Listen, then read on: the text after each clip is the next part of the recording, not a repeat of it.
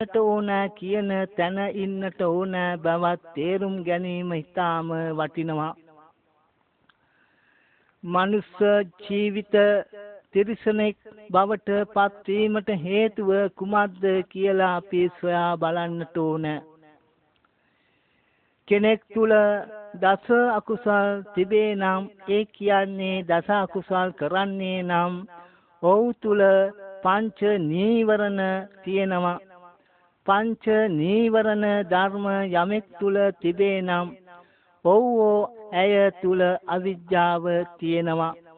අවිජ්ජාව යමෙක් තුල තිබේ නම් ඔහු ඇය මේ හන්දේක් විදියට ඇසිරීමට හේතුවක් වෙනවා. දස අකුසල් ඇතිවන්නේ මොනවා නිසාද? කෙනෙක් නිකම්ම දස අකුසල් වලට පෙළඹෙන්නේ නැහැ. ඒ දස අකුසල් වලට පෙළඹීමටත් යම් උදව්වක් තියෙනවා. ඒ තමයි ඉන්ද්‍රිය අසංවරය. පංච ඉන්ද්‍රිය ගැන අපි කතා කරනවා.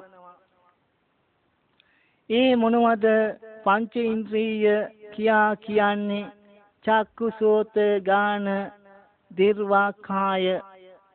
කොහොමද මේ පංච ඉන්ද්‍රියයන් අසංවර වෙන්නේ? පංච ඉන්ද්‍රියයන් කියන්නේ ඇස කන නාසය දිව කය. ඇයෙන් රූප, කනෙන් ශබ්ද, නාසයෙන් ගඳ සුවඳ, දිවෙන් රස, ශරීරයෙන් ස්පර්ශ. මේවා තමයි අපි නිරන්තරයෙන්ම කරන දේ. අරමුණු ලබා ගැනීම. මේ ලබාගත් ආරම්මණයන් මොනවද ඇති කරන්නේ? එක්කෝ ඇලීම ඇති කරනවා. ඒ ලෝභය. එහෙම නැත්නම් ගැටීම් ඇති වෙනවා. ඒ තරහව. ඔය දෙකනේ සිදු වෙන්නේ. මනාප රූපයක් දැකීම නිසා අපට ඇති වෙනවා ඇලීමක්. අපි කැමති ඒකට. ඉතින් අපි නිරතුරුවම ඒ මනාප රූපය අපේ සිත් තුළට ඇලීමක් ඇති කරගෙන එය දකින්නට උත්සාහ කරනවා.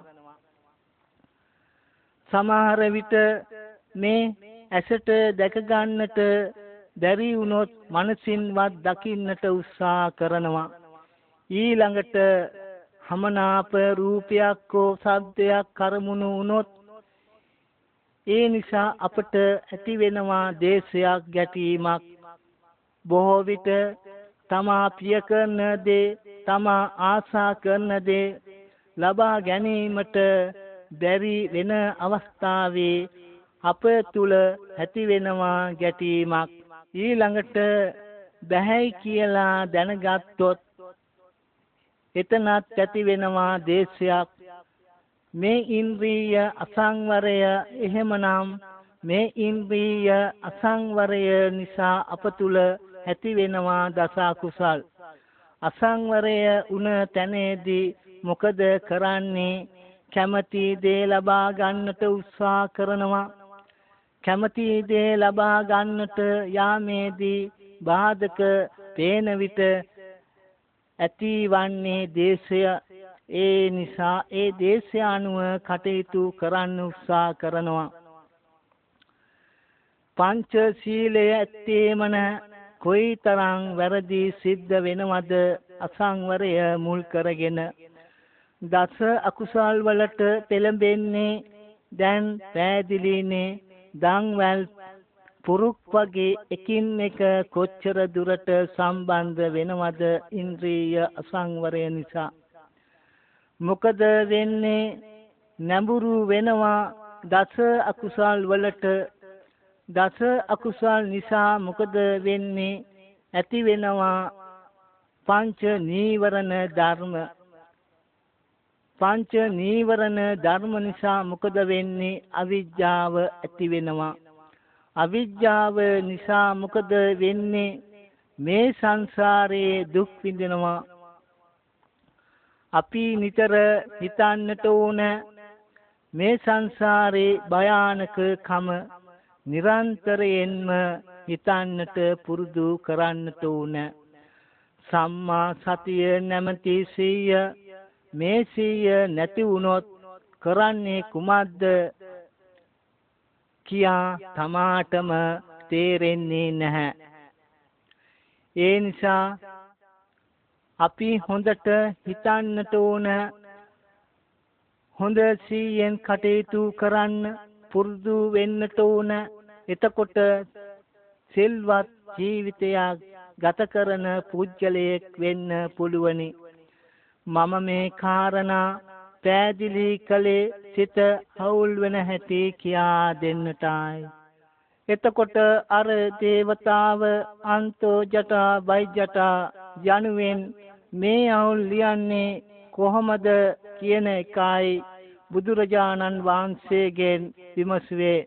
බුද්ධ කාලය අද වගේ නොවේ. අද වගේ තාක්ෂණය දිනු නැහැ. ඒත් එදා ජනතාව ඥානවන්තයි. අද වගේ මෝඩකම් වලට පැවටෙන්නේ නැහැ. හිතෙන් ඔය උත්පත්ති පාලනයයි කියන බෙහෙත් වලට බොහොම හොඳ දේ තමයි පුළුවන් තරමින් මහාන වෙන එක. දැන් මේ පින්වතුන් හිතන්න අද ලෝකේ නිෂ්පාදන නිසා මොනතරම් අවුල් ඇති වෙනවාද කියලා. මනුෂ්‍යයන්ට ප්‍රයෝජනවත් වගේම ප්‍රයෝජන නැති දේවල් පවා නිෂ්පාදන කරලා තියෙනවා. මේ කාලේ වෙන දේවල් නිසා මේක එහෙම් පිටින්ම අන්තෝ ජටා බයි ජටා වෙලා මේ ජටාවල් අහුල් විසඳන්නේ කොහොමද කියන එක බෞද්ධයින් දැන සිටියත් ඒවා කියාවට නගන්නේ නැහැ. හැබැයි බෞද්ධයෝ විශ්වාස කරන්නේ අපව මවාගත්තේ අපිමයි කියලයි අපි හිතන්නේ. අත්තායි අත්ත නෝනාතෝ තමන් විසට තමාතමය සෙවණැල්ල කියන විදියටයි. ඔය කුඩ වගේ දේවල් තිබුණට ඕනෑම අදිස්සි අවස්ථාවක තමන්ගේ ඉසට රැකවරණය සලසන්නේ තමාගේම අතය. ඒ නිසායි තමන් ඉසට තමාතමය සෙවණැල්ල කියන්නේ. මේ වටිනා දහම් කරුණු මේ පින්වතුන් තේරුම් ගන්න ඇති කියලා මම හිතනවා. අපේ බුදුරජාණන් වහන්සේ මේ අවුල් ලියන අන්දම මේ ගාථාවෙන් පැහැදිලි කර දෙනවා. සීලේ පටිට්ඨාය නරෝ සපඤ්ඤෝ චිත්තං පඤ්ඤන්ත භාවයං ආතාපි නිපකෝ බික්ඛු සෝහිමං විජටයේ ජටන්ති. කෙනෙකුට පන්සිල් පෝය දාට අටසිල් පුළුවන් නම් දසසිල් සාමනීර දසසිල් උපසම්පදා සිල් ආදී වශයෙන් නොයෙකුත් නම් වලින් තියෙනවා. ඒ මොන නම් වලින් තිබුණත් සෑම එකකින්ම කෙරෙන්නේ තැන්පත් කමයි. උපසම්පදා අහමුදුරු නමකගේ තැන්පත් කම රැකෙන්නේ උපසම්පදා සීලෙන්. ඊට වඩා දෙයක් නැහැ. පන්සිල් ගන්න කෙනෙකුගේ තැන්පත් කම රැකෙන්නේ පන්සිල් වලින්. ඊටත් වඩා විශේෂයක් තියෙනවා පෝය දාට ගන්න අටසිල් වල. දසසිල් ගන්න එක්කෙනා අටසිල් ගන්න කෙනාට වඩා ටිකක් දියුණුයි. ඔය විදියට මොන වචන පාවිච්චි වුණත් සංඛ්‍යා ගණන් කොච්චර පාවිච්චි කළත් සීලයයි කියලා කියන්නේ තැන්පත් කමටයි. බුදුරජාණන් වහන්සේ තව තැනකදී පංචශීලය ප්‍රතිපත්තිය පිළිබඳව දේශනා කළ සූත්‍රයක් තියෙනවා. අංගුත්තර නිකායේ උපාසක වග්ගයට අයිති උපාසක වග්ගයේ පළමුවැනි සූත්‍රය සාරජ්‍ය සූත්‍රය කියලයි සඳහන් වෙන්නේ. බුදුරජාණන් වහන්සේ ජේතවනාරාමයේ වැඩ හිඳගෙන බණ අහන රැස්වලා සිටිය භික්ෂුන් වහන්සේලා හමතලා මෙහෙම දේශනා කළා. මහණනි, යම් උපාසකයෙක් මම කියන මේ කරුණු පහ ආරක්ෂා කරන්නේ නැත්නම් කඩ කරනවා නම් ඒ තැනැත්තා බියට පත් වෙනවා, බයට පත් වෙනවා, දුකට පත් වෙනවා. ඒ කරුණු පහ මොනවද? සතුන් මැරීම, සොරකම් කිරීම, කම්සතේ වරදවා ඇසිරීම, බොරු කීම, මත් වතුර පානය කිරීම, මේ කරුණු පහයි. යම් කිසි කෙනෙක් මේ කරුණු පහ ආරක්ෂා කරනවා නම් මහණනි, ඒ පුජ්‍යලයා විසරද බවට පත් වෙනවා, දීනුවට පත් වෙනවා කියලා දේශනා කළා. පින්වතුනි, මෙතෙන්දී දැන් අපි බලන්නට ඕන අපව හොඳ පැත්තට යොමු කරන්නට, දීනුවට පත් කරන අප නිතරම පංච සීලය හැටියට භාවිතා කරන දහම් කරුණු පහ උපකාර වෙනවා බව බුද්ධ ධර්මයෙන් පෙන්නලා දෙන්නේ. පින්වතුනි, ජීවිතයක් හදන හැටි, සීලයක් ඕනෑ කරන්නේ සංවර සීලී සමාජයකට. සංවර කම කියන්නේ ඇදිච්ච කමට. ඒ සංවර කම, ඒ ඇදිච්ච කම, මිනිස්කම ක්‍රමානුකූලව ඇති කරගන්න බුද්ධ ධර්ම මාර්ගය පෙන්නලා තියෙනවා. අපි කයත් වචනයත් හිතත් ක්‍රමානුකූලව හැදුවොත් ජීවිතය හැදුවා වෙනවා.